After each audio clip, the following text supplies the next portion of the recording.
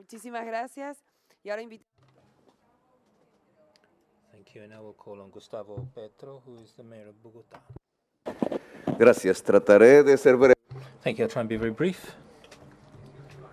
When I was 18, I was a guerrilla fighter. And I'm 19, and I wanted to take part in an armed revolution, democratic revolution, as many people of my time.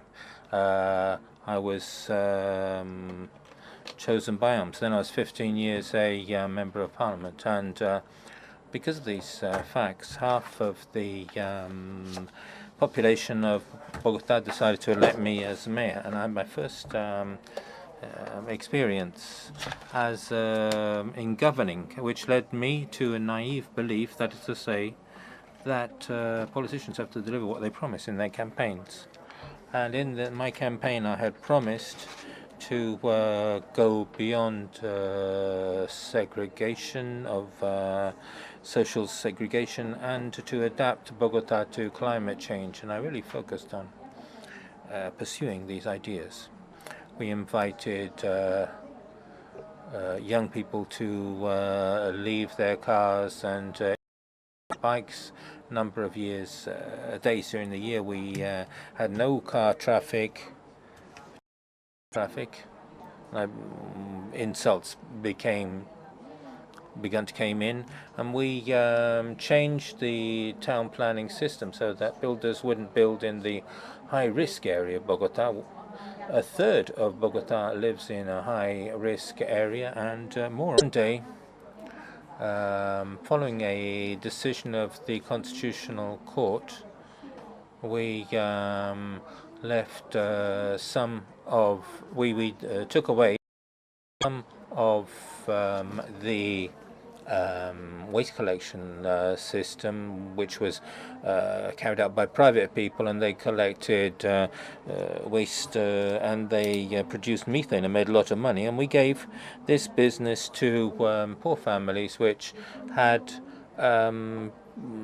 sorted out rubbish in order to obtain something to live with. The poorest families in the city. People who, in the icy dawn, were collecting rubbish on the street to survive. And so we took a very a business to put waste under the soil and produced methane from these rich entrepreneurs, and we had these poor families to recycle waste, and I was removed, and I was made ineligible for 15 years. But thousands of people came out on the streets to protest against this decision, which removed me, and that was a public administrator, who decided to remove an elected official going against the Inter-American Treaty of Human Rights.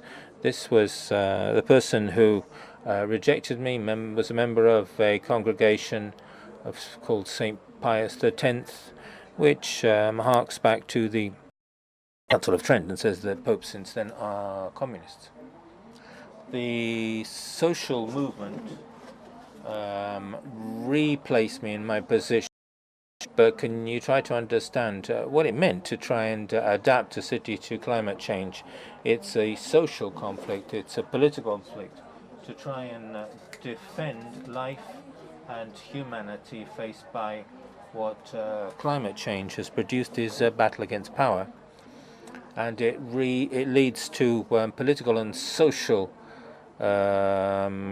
huge political and social reactions. When I was mayor, I decided to see what was being done at the world level. I went to COP in Warsaw, the Polish winter, and I found that the debate was very frozen.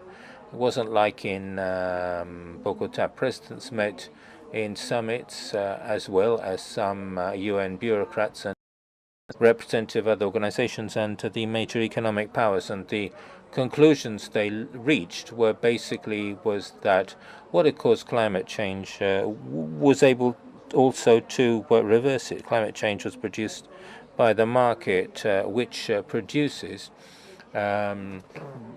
rubbish, um, which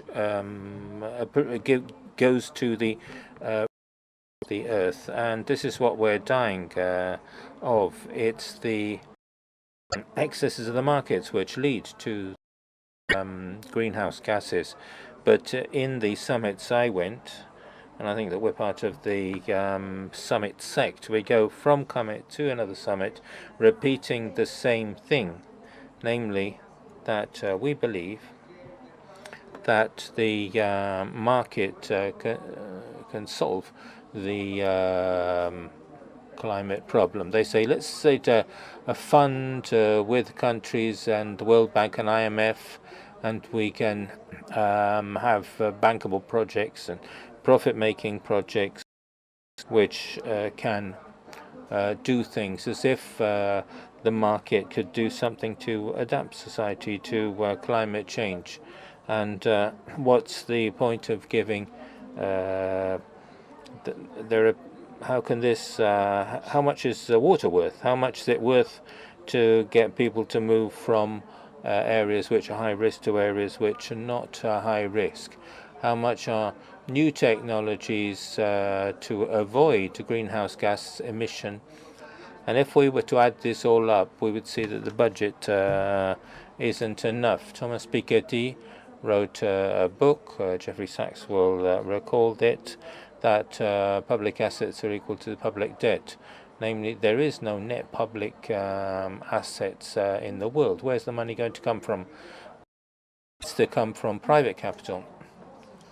It's international capital flows where taxation can recover the recourses with which climate change adaptation policies can be funded. That's the only place we can get it from. But saying this means that we have to speak about regulating the market at the we've been saying this for 30 years. Even socialists are saying that the market can't be regulated, that the market, like a divine artifact, produces heaven on earth, and that any action against action on the market leads to inefficiency and leads to worse lives. But the market is putting an end to life on the planet, and if we can't regulate this on the planetary level, we won't be able to stop climate change, which means more radical measures than the ones which have been taken in the famous UN COPs, and probably more than what will be decided in Paris. So what actions are possible? Are we just going to go from summit to summit, or will the mayors of the world convene the multitudes, as another Italian communist Antonio Negri said? The new subjects of society, who are they on the planet? The rulers or the people? The people organize the multitudes which can be constituents of a new paradigm of thought and action, a thought and action which leads us to a more austere society. In the past, we were told that the paradigm of the man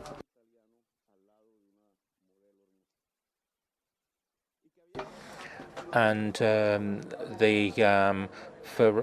before we thought that things like the economy was like that we built a Ferrari and then the city should be built around that.